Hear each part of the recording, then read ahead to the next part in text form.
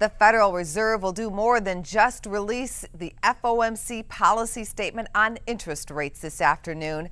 There will also be a news conference. It's a big deal. This is a first for the Fed. And the number one question likely to be asked is, will there be a QE3? Before he faces reporters, Federal Reserve Chairman Ben Bernanke is said to be fielding questions from his staff and studying videotapes of foreign central bankers.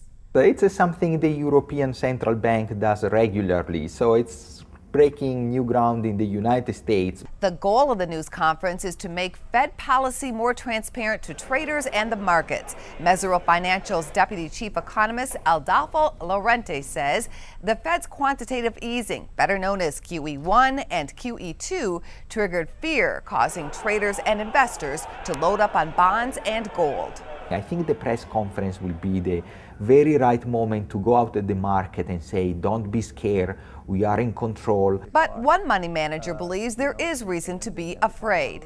Well, I think the Fed is trying to soothe investors' ears that they're under control.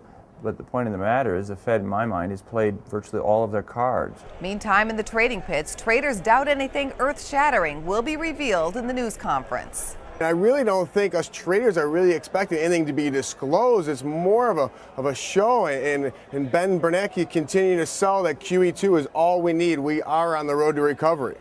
Still, Lorente believes by answering questions from the media, the Fed chair will be able to clear up misconceptions, such as the Fed is nothing more than a money printing machine.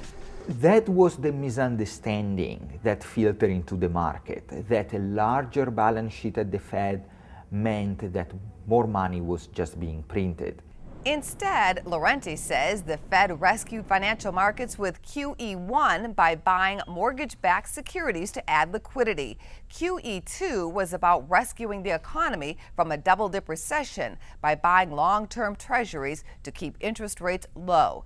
Another pressing question will likely concern inflation. The Fed says that is in check because when food and energy are stripped out, core inflation is up 1.2%, which is below the Fed's 2% inflation target rate. Well, we're in the real world down here, and we actually put in energy, put in food prices into our barometer. So I think we're really seeing inflation that's really going to take a big bite out of consumers. The FOMC will announce its decision on interest rates at 12:30 p.m. Eastern, followed by a press conference with Fed Chair Ben Bernanke at 2:15 this afternoon.